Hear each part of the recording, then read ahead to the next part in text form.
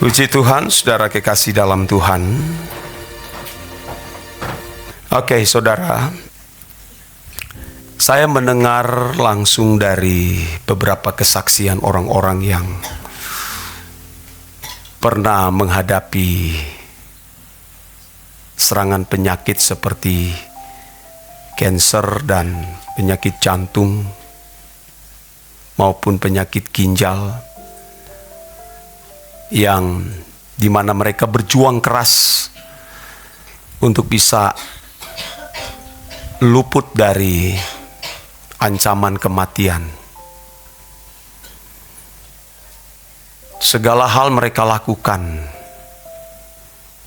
dan ada yang sampai nekat menjual barang-barang, jual rumah, mobil, demi mendapatkan kesembuhan, saudara.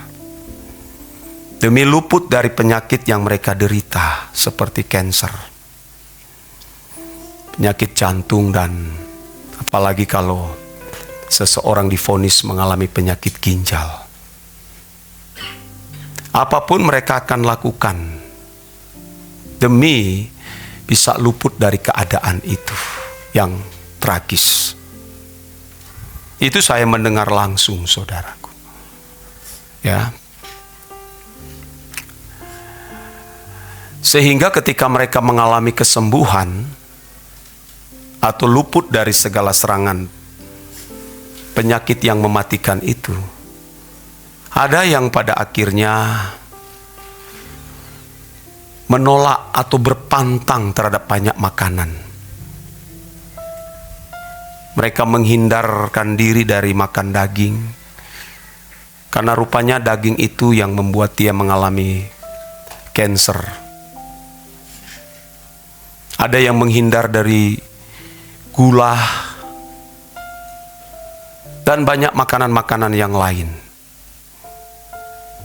Mereka benar-benar memperkarakan, mereka mendisiplinkan dengan ketat, karena pengalaman yang mereka alami ketika mereka berjuang menghadapi kanker. Saudaraku, saya tidak tahu apakah jemaat yang saya layani ini ada yang pernah mengalami penyakit itu. Itu sangat mengerikan. Dan ada orang-orang yang seperti itu, yang ketika diajak makan, itu benar-benar selektif, dia memilih. Bahkan ada yang rela tidak makan karena rupanya makanan yang disajikan tersebut di pikirannya itu benar-benar dia melihat seperti racun. Betul? Karena rupanya makanan ini yang menyebabkan dia kena kanker. Iya. Kena serangan jantung. Sehingga ketika hadir di salah satu pesta, sampai dia memilih tidak makan. Dia berpura-pura ya ambil air dan mencoba mencicipi buah saja. Kalau ditanyakan, Bu, atau disodorkan piring, ayo makan. Dia pura-pura menghilang, akhirnya coba mencicipi sayuran atau buah. Padahal sudah disajikan makanan yang enak, daging-daging yang enak. Dia tidak sentuh itu. Bahkan ada yang memilih tidak mengkonsumsi nasi, karena rupanya penyakit yang dia alami rupanya dari nasi ini. Ya, saudara. Apalagi diundang ke restoran besar yang harganya itu sangat mahal. Padahal yang mengundang itu pun merindukan supaya dia bisa menikmati. Nikmati dong makanan ini, enak-enak di restoran ini. Sudah dipesan. Begitu makanannya datang, dia lihat ini seperti racun semua ini. Waduh. Akhirnya dia juga berpura-pura, saudaraku. Karena rupanya sudah trauma dengan perjuangannya menghadapi penyakit yang mematikan. Dia benar-benar selektif. Olahraganya teratur, tidurnya teratur. Bahkan ada yang lebih ekstrim lagi. Kalau mau keluar, dia harus menggunakan masker, menjaga mencegah terkontaminasi dengan debu atau partikel apa yang bisa terhirup oleh hidung. Dia pakai masker untuk melindungi. Pernahkah saudara berpikir bahwa ada hal yang lebih penting dari menjaga kesehatan, yaitu kesehatan jiwa kita? Pernahkah saudara berpikir begitu? Dan menurut saya, jarang orang yang memikirkan akan hal itu. Mereka ketat, cerdas untuk bagaimana menjaga tubuh mereka supaya tidak terserang dengan penyakit. Dengan hidup, memiliki pola hidup yang sehat, mengatur pola makan, dan lain sebagainya. Pernahkah mereka memperkarakan bahwa ada hal yang lebih dari itu yang mestinya kita harus perkarakan? Itu bagaimana tubuh jiwa roh kita ini tidak boleh dicemari oleh dosa. Banyak orang gagal di situ, saudara. Pinter cakap mengelola tubuh, tapi dia tidak cakap mengelola jiwa dan roh dari dosa.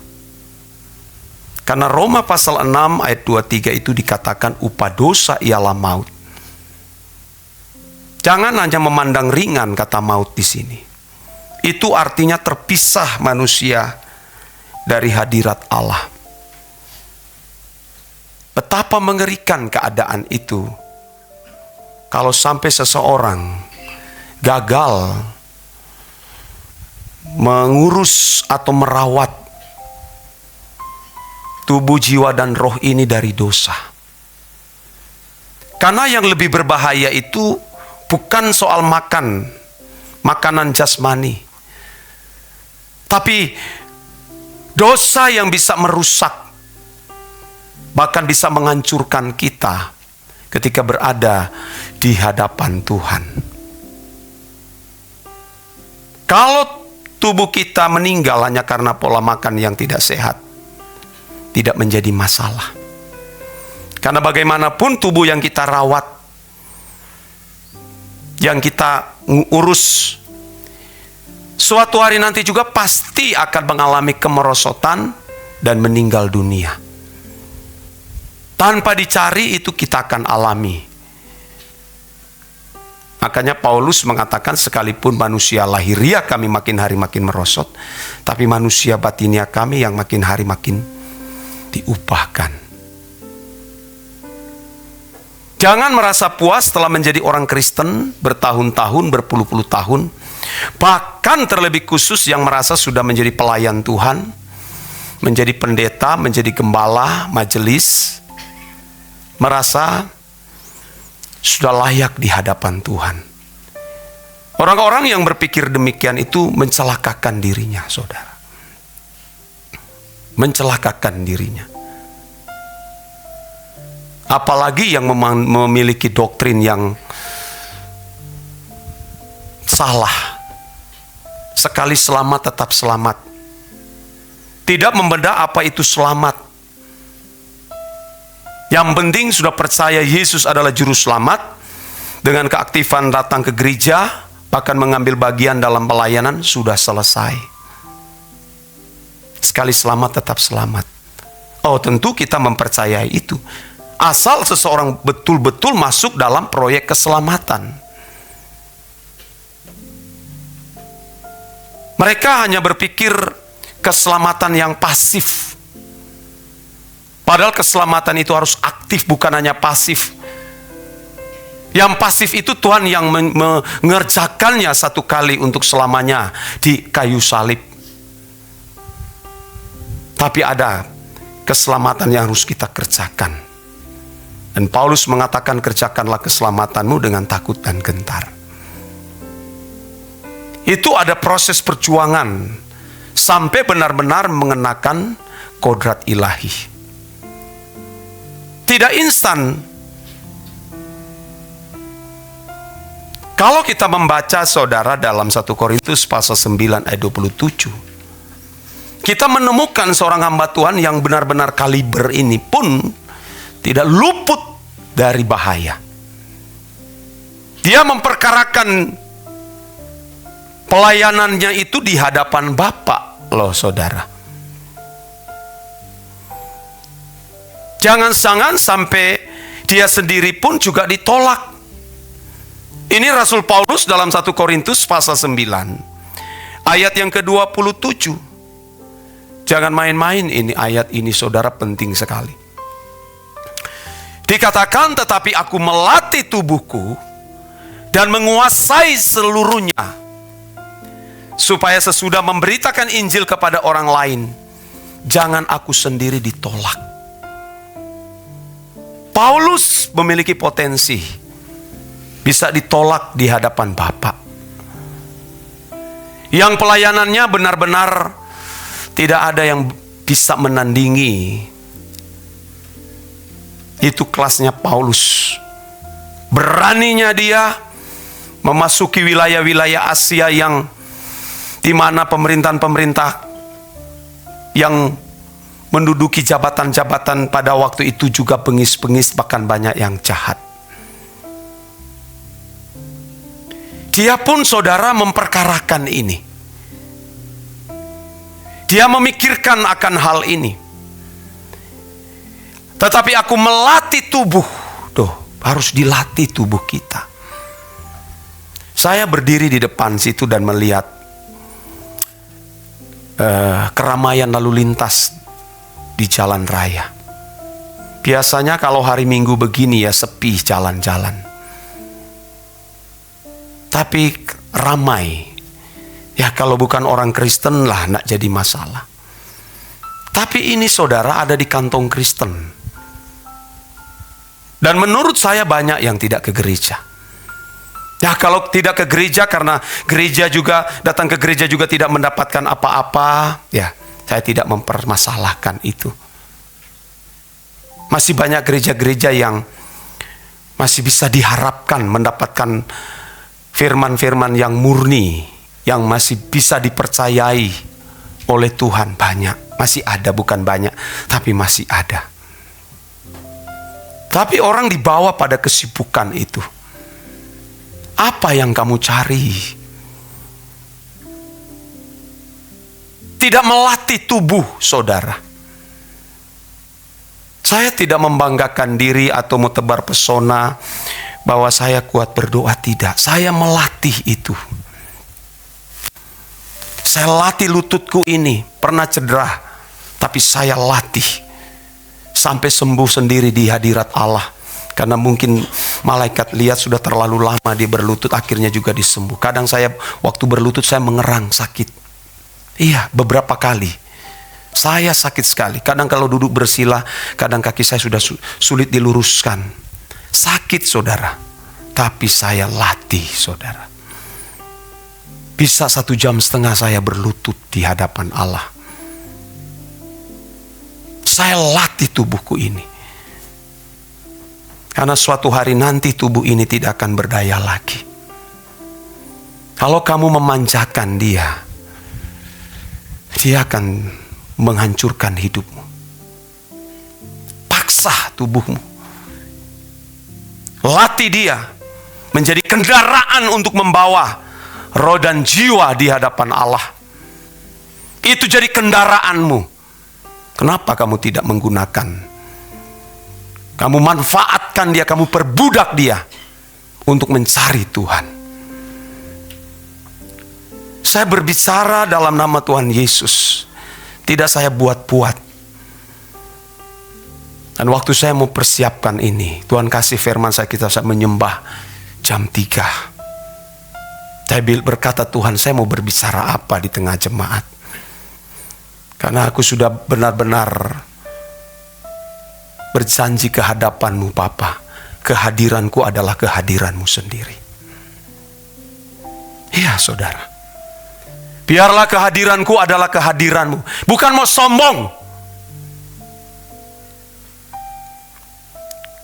Kalau saya tidak berkata demikian, saya bisa sembarangan hidup dan berkhotbah dengan sembarangan, tanpa tuntunan dari Roh Kudus. Menggali Alkitab berdasarkan prinsip-prinsip hermeneutika, saya bisa melakukan itu. Berlatih homiletika, ilmu berbicara saya bisa latih. Apalagi dengan adanya teknologi tinggi AI yang bisa mempersiapkan bahan khotbah, hanya ketik saja eksposisi Matius pasal 21 ayat Matius pasal 71 sampai 23 langsung keluar. Cepat sekali. Apalagi kalau AI berbayar. Yang gratis saja bisa mempersiapkan bahan khotbah. Pahamlah saudara? Saya tidak sedang marah kepada saudara sekalian. Juga saya berbicara di online ini. Karena mengerikan keadaan seseorang kalau sudah berada di kengerian. Kalau sampai seseorang berhadapan dengan Allah, dia sudah tidak punya kesempatan berubah. Karena kita hanya punya satu kesempatan sejak kamu masih di bumi. Perhatikan akan hal ini, saudara. Saya menggumuli itu. Kadang-kadang saya punya waktu untuk mau bercakap-cakap dengan pelayan. Saya mau ketemu, ingin berbicara, berbincang-bincang. Tapi sekarang kadang-kadang saya sudah urungkan itu. Dan saya memilih aku harus lebih maju dari jemaat. Termasuk pelayan yang ikut saya. Saya harus lebih maju dari mereka. Bukan bersaing. Kalau saya tidak lebih maju, mereka mau mencontoh siapa dan mau mengikut siapa, saudara. Kalau saya seorang pengecut, seorang penakut, apa yang mau dicontoh? Tidak berani mati, tidak berani melepaskan dari segala keinginan. Apa yang mau dicontoh? Jemaat mau contoh apa? Ada kengerian di sana, saudaraku. Paulus bukan seorang hamba Tuhan ece-ece, tapi dialah seorang hamba Tuhan yang diangkat oleh Tuhan memperlihat keadaan Firdaus. Dia tahu bagaimana keadaan di kerajaan Bapa itu, yang tidak mudah seseorang masuk ke tempat itu, saudara. Harus orang-orang yang terverifikasi sebagai anak-anak Allah, dikategorikan sebagai perawan suci yang siap menjadi mempelai, duduk bersama-sama dengan Tuhan Yesus di kerajaan. Kenapa kamu tidak segila itu mencari Tuhan?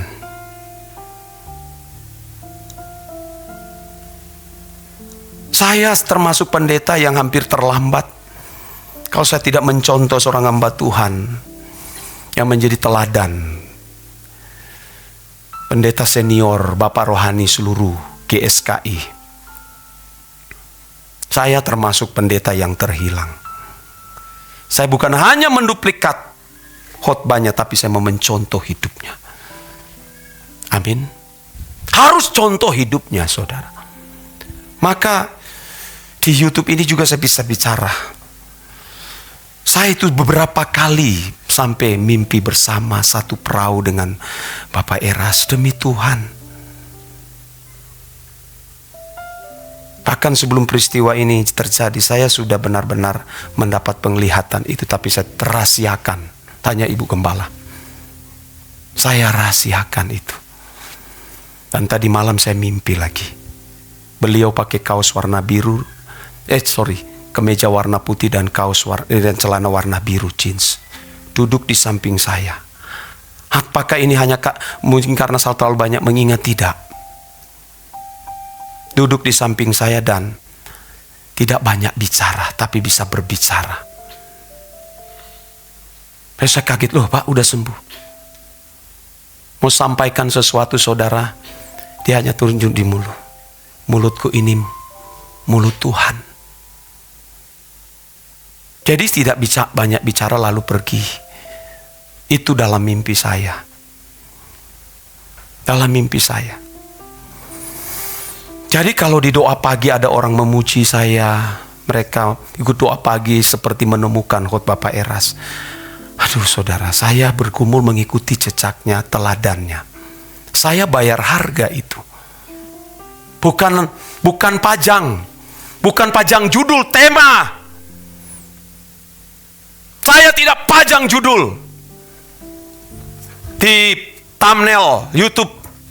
Tak perlu saya pajang judul, tapi kehadiran saya di tempat ini menghadirkan tema-tema yang baru dan menyentuh manusia sampai di Patinia demi mempersiapkan jemaat pulang ke surga, saudara. Jangan berspekulasi, merasa sudah menjadi orang Kristen dan begitu mati layak masuk di kerajaan Bapa. Jangan bisik berpikir demikian. Mempersiapkan ini sampai saya mau nangis. Di ruang duduk saya belajar, saya baca Alkitab itu saya mau nangis.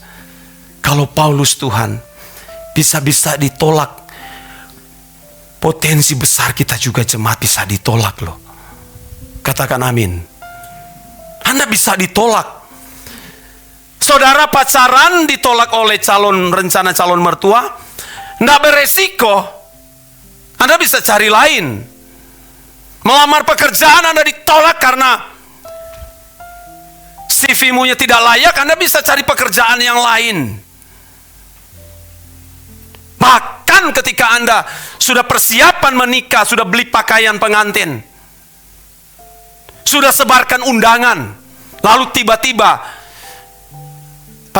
calon pasanganmu itu menolak, tidak berisiko. Paham gak saudara? Tapi kalau seseorang meninggal dunia dan berhadapan di hadapan Tuhan, itu berisiko kalau kamu tidak layak berdiri dan masuk di kerajaan Allah. Saya berbicara ini bukan supaya menebar pesona kepada saudara mengatakan saya pengkhotbah hebat. Tidak. Saya alami.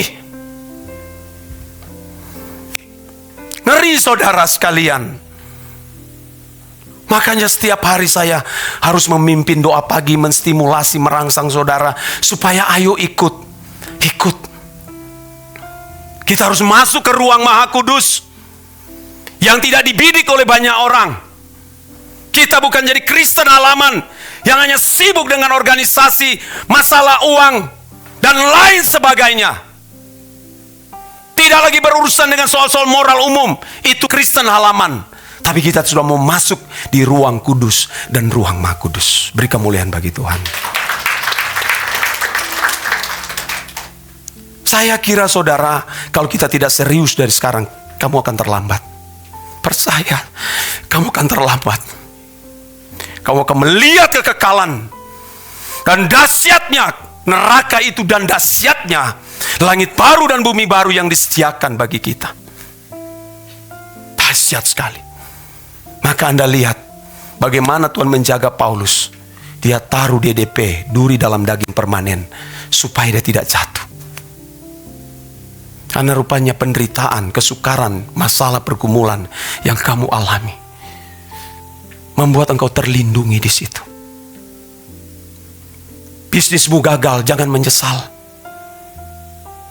Engkau gagal berumah tangga, jangan menyesal. Tidak punya anak, jangan menyesal. Setan telah menipu banyak orang Kristen, termasuk sebagian saudara. Yang dipikirkan itu adalah, coba, pernah enggak orang bertanya begini? Mengapa aku sulit untuk hidup kudus? Mengapa aku sulit untuk menjadi rohani Tuhan? Pernahkah saudara pernah berpikir begitu? Yang dipertanyakan adalah, kapan kamu menikah? Dul Napa Fani? Kapan kamu punya jodoh? Kapan kamu sukses? Kapan kamu bisa berhasil? Kapan kamu punya rumah bagus? Kapan kamu punya mobil dan lain sebagainya? Kapan kamu punya menantu? Tapi tidak mempertanyakan, mengapa aku tidak bisa rohani Tuhan? Mengapa aku tidak bisa kudus? Itu yang mestinya kita perkarakan di hadapan Allah. Bukan yang botan-botan. Di sini tidak lagi mengkhotbahkan soal pemenuhan kebutuhan jasmani, tapi mempersiapkan saudara menghadapi kekekalan. Dahsyat itu. Suatu hari nanti kamu akan menyesal. Mungkin engkau berkata perkataan ini terlalu keras, tegas, membuat aku tersinggung. Please, ada gereja di luar sana yang menyambut saudara. Termasuk pelayan-pelayan Tuhan pun kalau tidak mau ikut saya, nah apa-apa. Tapi kalau kamu mau ikut saya, mari kita sama-sama. Kita berjuang mencapai kekekalan sampai di langit baru dan bumi yang baru. Tidak ada kepentingan lagi yang lain. Saya latih diri saya setiap hari tubuhku ini. Saya terlindungi dari segala bahaya, dari kecelakaan, dari virus. Saya pernah kena COVID tahun 2019 atau 2020. Saya kena COVID, saudara. Dan tidak ada yang tahu. Yang tahu itu mamanya Wila, Ibu Katrina, bendahara di sini, yang hari ini tidak hadir karena mungkin sibuk. Saya kena, saudara. Sampai badan saya terus merosot, jadi kurus. Tapi saya menguatkan, percaya kepada Tuhan. Saya kena itu waktu saya menghadiri undangan dari bule itu yang ada di GO Studio TV dulu, yang John Hartman dulu buat TV itu. Kan itu sudah ditutup dan saya pernah pinjam tempat itu bikin ibadah. Ya, saya bawa-bawa jemaat di situ. Dan setelah itu akhirnya kita keluar dari tempat itu dan akhirnya satu saat dia undang saya untuk berpartner. Salah satu saya menjadi pembicara di situ. Ya, saudara, saya tidak tahu kalau tempat itu baru diisolasikan orang-orang yang kena COVID. Waktu saya ngobrol, meeting dengan dia, begitu selesai mau keluar dia buka masker, ajak foto saya. Dia gandeng begini. Dia foto selfie. Iya, saudara, jam 4 sore itu saya ingat. Jam 6 sore kita menggigil. Sudah menggigil dengan cepat itu. Menggigil saya. Dan tiba-tiba besoknya saya sudah kehilangan rasa. Saya tidak dapat rasa apa-apa. Saya taruh telan minyak apa itu, minyak kayu putih, tidak terasa. Makan pedis tidak terasa, semua habis cita rasa saya. Waduh, saudara, saya diam-diam. Tapi mulai merosot tubuh saya dengan cepat. 2 minggu itu. Tapi herannya keluarga saya tidak terjangkit. Saya tidur dengan istri, anak-anak mereka dan Stefani, juga ada mertua di situ, tidak berjangkit loh. Heran. Kalau ada pemerintah tahu waktu itu, dia udah isolasi saya di hutan-hutan. Untung saya tidak diketahui oleh orang. Saya alami itu. Wah, tragis hidup ini. Saya sadar, saudaraku, hidup ini nggak ada artinya kalau dengan tidak ada Tuhan. Amin. Iya. Saya luput dari itu, saudara. Banyak kali mengalami kecelakaan saya di kendaraan roda 2, roda 4. Kalau bukan tangan Tuhan yang kuat, saya sudah lama tidak ada. Dan saya tidak mungkin berdiri di hadapan saudara, berbicara, berkhotbah seperti hari ini. Iya. Tapi Tuhan luputkan, saudara. Walaupun saudara masih ada ular-ular. Kalau ada ular, seseorang itu sering bengkok. Ngomongnya bengkok. Tidak jujur, tidak tulus. Itu ular-ular semua, itu ada di dalam diri saya. Dan saya melihat itu. Aduh, ada ular. Saya berbicara mengusir roh jahat. Ternyata Lucifer, kepala penguasa, dia mendominasi pikiran, saudara. Itu ular-ular di dalam diri kita yang tidak disadari. Saya mau khotbahkan ular-ular dalam gereja terlalu ekstrim. Nanti saya bisa diserang. Ya, jadi saya bilang saya mengalami itu. Ada ular-ular di dalam pikiran saya. Memuji orang karena ada segala macam. Iya.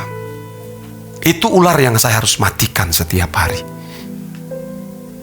Setan menawarkan berbagai menu. Dan muncul dengan kecepatan tinggi. Suara hati berkata begini, setan itu. Dunia ini restorannya setan. Serius. Kepala kokinya langsung. Selain dia owner, dia juga kepala koki. Dia mengolah dunia ini bagaimana supaya kelihatan menarik. agar manusia bisa menyambut menu itu. Semua yang ditawarkan melalui restoran di dunia ini. Dan dialah pengelola. Dia kepala kokinya. Dan pelayan-pelayan itu roh jahat. Saudara. Lalu kita meneguk semua itu. Kita makan habis. Hancur kita, saudara. Nah, sekarang kita harus melatih tubuh kita. Amin. Seperti yang saya kemukakan di awal kalimat tadi, ya, sebagai introduksi.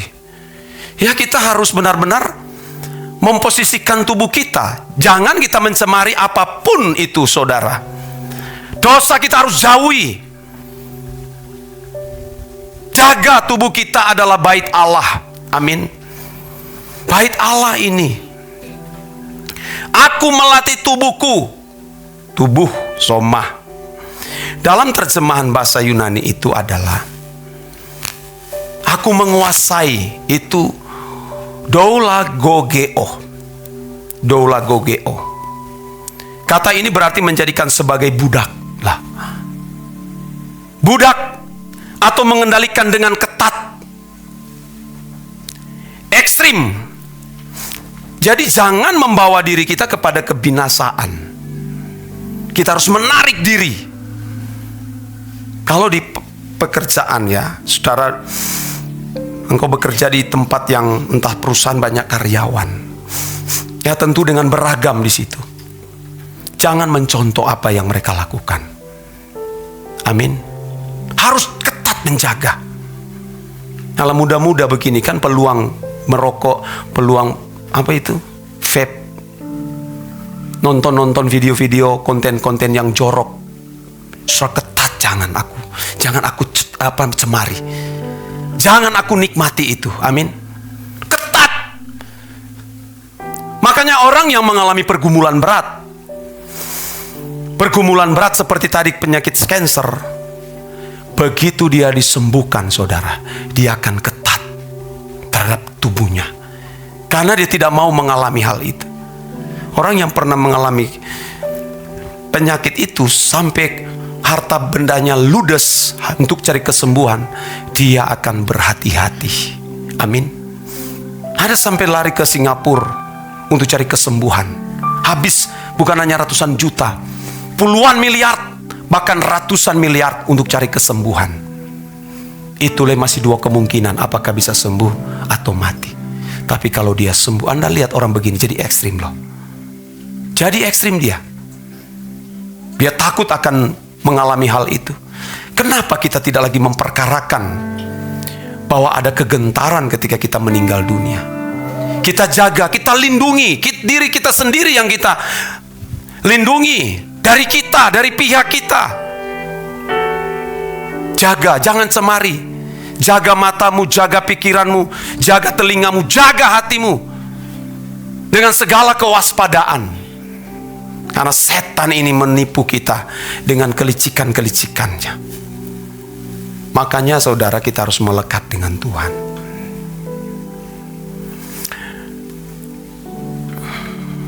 Tak ku cari apalagi, semua hanya begitu saja.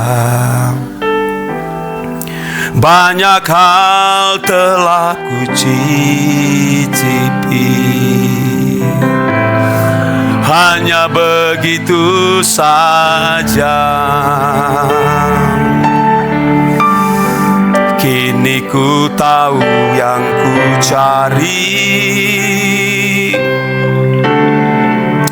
kerajaanmu saja. Takkan ku berpaling, ku tatap Engkau tujuan hidupku. Katakan, tak ku cari apalagi dengan tulus. Tak ku cari apalagi, semua hanya begitu saja.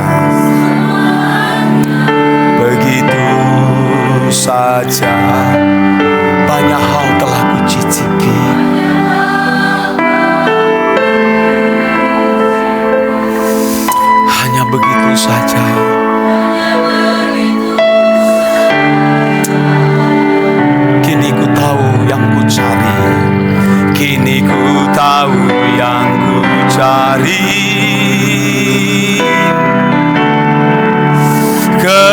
kerajaanmu saja. Takkan ku berpaling, ku tatap Engkau tujuan hidupku. Dan tak ada lagi selain dirimu yang mengasihiku, mencintaiku, menuntunku semakin sepertimu. Kau segalanya, tak ada yang dapat mengganti Kau, Bapa. Kau ku cinta dan ku kasihi selalu. Kau segalanya. Kalau orang kena kanker stadium 4, meleleh, sudah berbubusuk, saudara. Anaknya berkata, "Mama, kenapa kok begini? Kenapa mama makan ini?" Segala macam dibicarakan. Apalagi kalau orang kena ginjal, seperti habis, runtuh dunia ini. Iya, saudara mungkin masih sehat dan engkau berkata, berlebihan tuh pendeta. Aduh, tunggu. Saya tidak mendoakan saudara harus mengalami itu. Kalau memang karena saudara bandel karena Tuhan punya rancangan rencana dalam hidupmu, Tuhan bisa izinkan kau alami ini. Sama seperti Rasul Paulus, dia mengalami duri dalam daging. Itu permanen, bukan tidak permanen, permanen. Karena ada manusia yang bernilai kekal yang harus diselamatkan. Tuhan izinkan itu. Makanya bagi saudara yang mengalami banyak pergumulan, jadi teman hidup itu, amin. Jadikan itu temanmu, jadi sahabat. Melalui peristiwa ini rohaniku terjaga. Kalau engkau dalam keadaan aman, dalam bahaya justru. Tapi kalau Tuhan izinkan setiap hari tidak ada nyamannya. Baru selesai urusan dengan istri, baru selesai dengan urusan dengan suami, muncul masalah anak lagi. Selesai dengan masalah anak, muncul masalah cucu. Begitu selesai semua, muncul dengan masalah dengan orang-orang lain. Selesai semua pekerjaan, lo enggak apa-apa. Jadi teman hidupmu itu untuk melindungi engkau. Amin. Mazmur 73 itu memberikan contoh di situ. Baru dia bangun pagi, seorang pemazmur ini, dia sudah menghadapi keadaan yang berat. Rasanya mau lari dan mau berkata, sia-sia aku menjaga tanganku kudus bersih. Tapi ketika dia mau berkata demikian, tidak jadi. Tuhan angkat dia, diperlihatkanlah mengenai keadaan orang-orang fasik ada di tempat-tempat yang licin. Sekejap mata rupa mereka kau pandang hina. Lebih baik kamu terhina sejak kamu di dunia karena mencari Tuhan, daripada kamu terhina di kerajaan Allah, di kekekalan. Amin. Orang boleh menghina saudara karena memburu Tuhan. Bahkan bisa suamimu mengejek kamu. Apa kamu ibadah-ibadah terus? Apa tuh suara kebenaran? Apa ikut doa puasa? Suatu hari nanti kamu menghina Tuhan. Ya, kamu menghina Tuhan hari ini. Suatu hari nanti kamu dipandang Tuhan terhina. Banyak penghinaan bagi orang yang tulus ikut Tuhan. Ikut Tuhan masa bisnisnya cuma begitu-begitu aja, rumah saja kontrakan. Jangan pesimis, jangan terganggu dengan hal itu. Amin. Sudah usia begini tidak ada jodoh, jangan terpengaruh. Kau lebih baik kau tidak punya jodoh, pulang utuh-utuh saja sampai ke surga. Amin. Nanti Tuhan sediakan di sana. Aduh, amin yang belum berarti.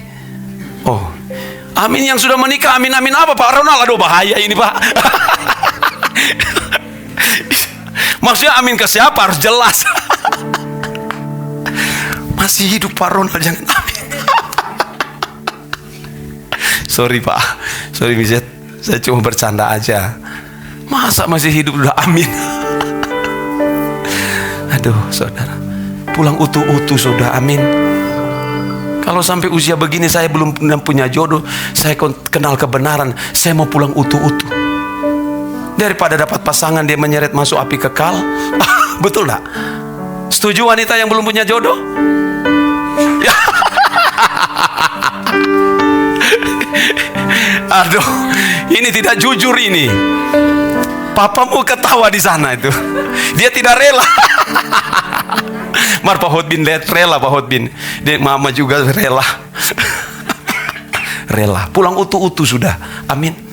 Daripada jadi dikasih menikah, tiba-tiba kita orang tua masuk surga, anak di mana? Ya, di api kekal. Ini ketawa di sini tuh bahaya loh saudara sampai di sana. Amin. Jadi nak jadi masalah, problem, nak jadi problem. Amin. Yang kita pertanyakan, Tuhan, kenapa aku tidak bisa rohani? Ubah konsep berpikir kita, amin. Latih tubuhmu. Manfaat ini, kan ini tubuh ini yang lagi masih engkau kuat. Jangan nanti saudara sudah terbaring di atas kursi roda, atau duduk di kursi roda, atau terbaring di rumah sakit. Baru Tuhan, aku mau sungguh-sungguh. Manfaatkan Tuhan. Lalu nyanyikan lagu begini lagi. Itu lagu yang biasa menyanyikan tuh. Hidup ini adalah kesempatan. Hidup ini. Coba kan nyanyi, coba. Coba. Hidup ini adalah kesempatan. Coba Anda yang di rumah sakit ya. Untuk melayani Tuhan. Jangan sia-siakan apa yang Tuhan beri. Hidup ini hanya sementara. Oh Tuhan, pakailah hidupku. Apa ini? Selagi apa? Chaos? Waktu. Aktor Bapak nih. Bila saatnya nanti ku tak berdaya lagi, hidup ini sudah jadi berkat. Jadi Tuhan pakai pada waktu kau masih kuat. Selesai ketika kau sakit, sudah selesailah, aku mau pulang. Amin. Jangan pulang saudara belum menjadi berkat. Ya, jadi berkat saja kepada pasangan hidup belum bertobat. Amin. Wah, luar biasa ya. Kalau khotbah seperti ini setiap minggu saudara memberkati kita saudara. Iya, mengingatkan saudara terus. Sayang kalau kita menyia-nyiakan setiap kesempatan yang berharga. Iya, kita harus melestarikan suara kebenaran itu luar biasa. Amin. Tapi tidak cukup di teori. Seorang hamba Tuhan, apalagi kalau pendeta GSKI, dia harus bergumul setiap hari dengan Tuhan. Kalau enggak bisa. Dia khotbah bicara tentang keselamatan, bla bla bla bla bla, tapi tidak menyentuh di batin. Bicara tentang apa? Antropologi, tapi tidak menyentuh di batin. Bicara Roh Kudus dan segala macam. Itu rame kalau di YouTube. Menunjukkan paling pintar, saudara. Padahal cuma perpustakaan doang. Yang menulis itu belum tentu benar lagi, saudara. Banyak buku-buku teologi dikomersilkan. Kalau dulu, saudara, hamba-hamba Tuhan, pendeta-pendeta menulis buku itu cuma dibagi-bagi. Betul nggak? Dibagi-bagi. Sekarang, saudara, yang dia kejar itu, apa itu kalau jualan buku Pak Ronald? Royalti, saudara. Saya dapat royalti berapa di situ? Aduh. Saya bilang sama Pak Ronald, kita harus beli percetakan kecil. Kita bikin buku, kita sebar. Kan pelayanan penjara, kan Pak Ronald senang pelayanan penjara. Bawa itu buku-buku hasil dari kita. Tidak dijual, tidak diperjualbelikan. khusus kalangan sendiri. Betul nggak? Iya. Karena di penjara kita melayani. Pak, saya baca buku, saya bertobat, Pak. Baca buku, tergerak hati saya. Wah, berarti kita bisa buat buku. Tipis-tipis saja kita bagi. Amin. Ibadah di mana-mana, di jalan, di kendaraan kita bagi. Tapi masalahnya duit belum ada. Kalau ada doi cepat sekali kan, betul nggak? Kalau ada doi, kita bikin, saudara. Gereja gedungnya urusan belakangan. Yang penting kita cari tuh gereja-gereja hidup manusia-manusia dulu kan. Kita jalan mereka semua masuk menjadi anggota keluarga kerajaan Allah, saudara. Sabar ya, sabar. Sabar, karena tidak ada orang mati dengan sabar. Iya, kecuali nama sabar. Itu bisa mati, Pak. Jadi kita mesti berubah sungguh-sungguh, saudara. Saya masih banyak mau sampaikan ini, tapi sampai di sini dulu. Amin.